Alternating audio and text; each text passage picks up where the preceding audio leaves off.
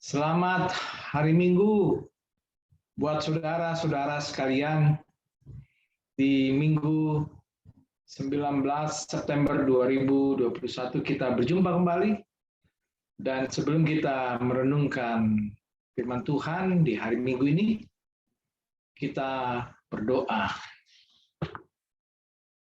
Kami hari ini bersyukur kepadamu, ya Bapa, karena Bapa adalah pemilik kehidupan yang memelihara, menguatkan, dan memberkati kami.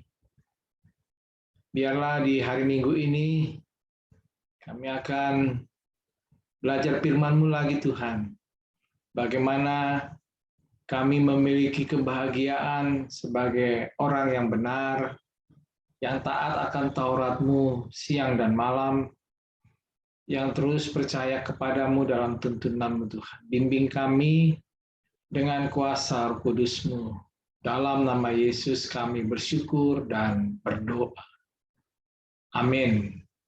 Bapak, Ibu, saudara-saudara sekalian, renungan kita di hari Minggu diberi judul Orang yang berbahagia. Bacaan kita diambil dari Mazmur 1 ayat 1 sampai 6. Tetapi pada renungan minggu ini saya akan mengantarkannya di ayat yang pertama. Nanti lebih jelas lagi kita akan ikuti live streaming dengan bahan bacaan dari Mazmur 1 ayat 1 sampai 6.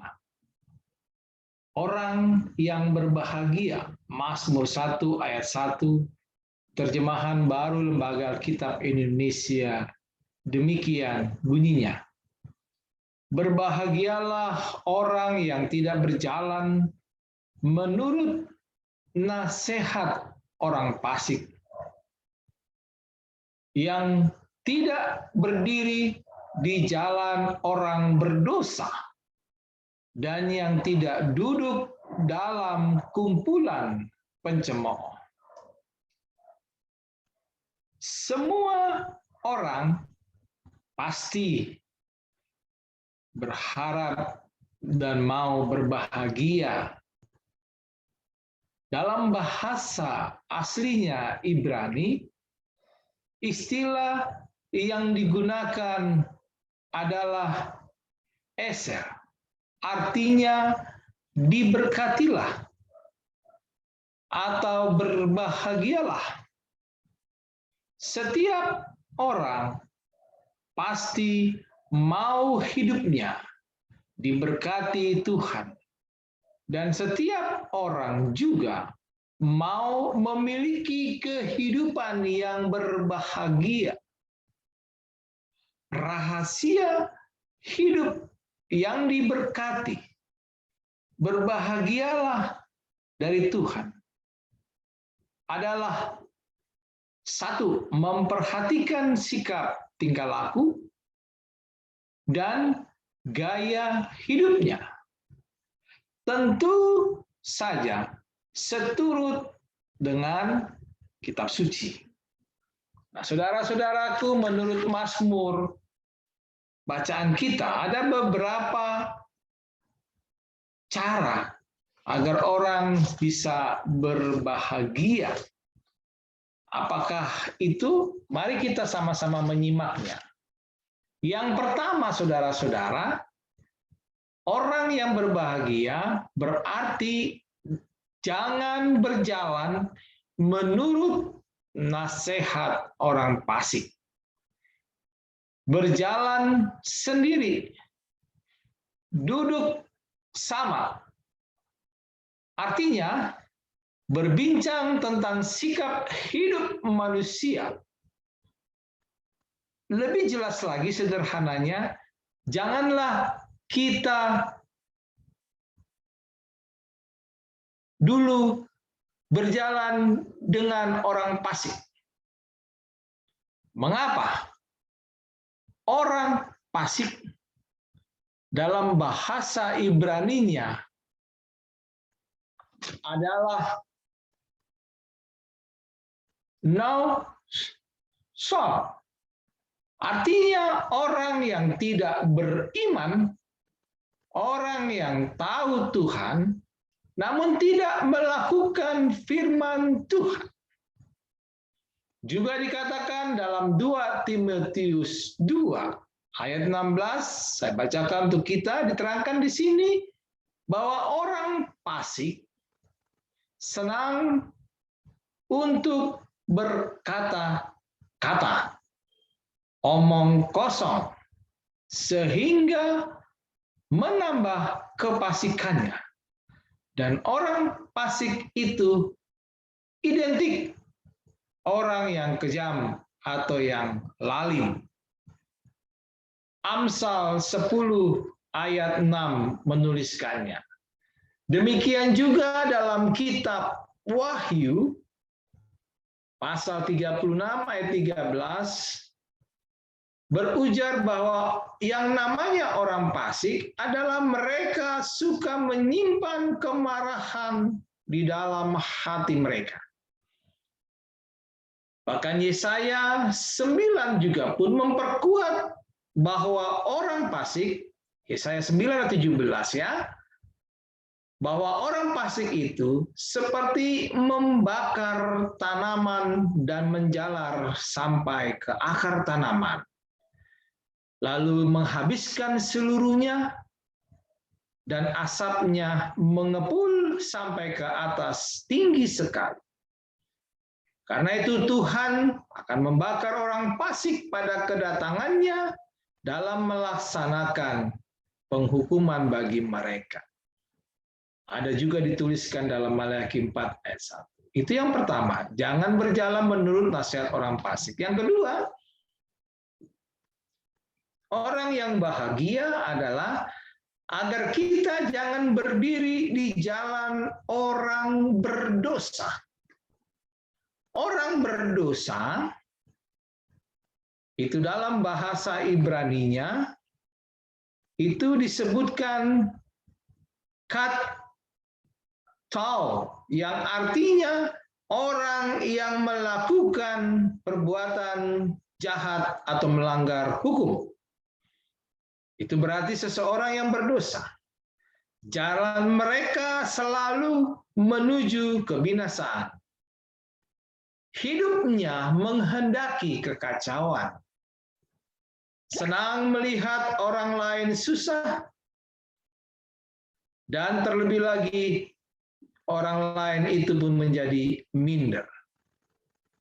Pikirannya selalu kotor dan negatif, serta melihat dirinya yang paling benar di dunia ini. Wah, ini bahaya ini. Jadi jalan orang berdosa adalah jalan orang yang suka melawan aturan dan peraturan. Itulah orang fasik, orang berdosa. Saya ulangi, adalah mereka yang suka melawan aturan dan peraturan. Itu yang kedua ya. Jadi jangan berdiri di jalan orang berdosa. Yang ketiga sekarang, janganlah duduk bersama pencemooh. Pencemooh secara aktif berarti mengejek, menghina sesamanya, menganggap dirinya yang paling benar, orang lain salah. Saya belajar yang ketiga ini, dan saudara-saudara perlu menyimak yang ketiga ini. Orang ini mampu memutarbalikkan fakta, kata-kata, tanpa merasa bersalah. Hanya untuk memuaskan keinginannya mencemooh orang lain. Siapa saja. Dan ingat, siapa yang berbeda pendapat dengannya, siapa yang berselisih paham pandangannya, dia melakukan cemooh.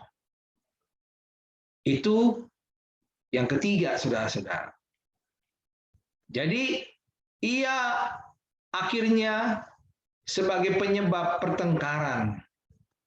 Karena dari mulutnya suka mengejek, menghina, dan muncul cerita yang berkembang yang tidak sesuai dengan faktanya, alias menambah-nambahi. Jadilah gado-gado kata-katanya. Penuh fitnah, penuh gosip, dan terlebih lagi, akhirnya dia memecah belah persatuan. Dengan pro dan kontra yang ia tanamkan seseorang. Coba kita simak perjalanan hidup kita ya. Ketika kelompok yang disusupi manusia yang seperti ini sadar, biasanya sudah terlambat karena kerusakan yang ditinggalkan sudah menjadi kerusakan yang permanen, bahkan fatal.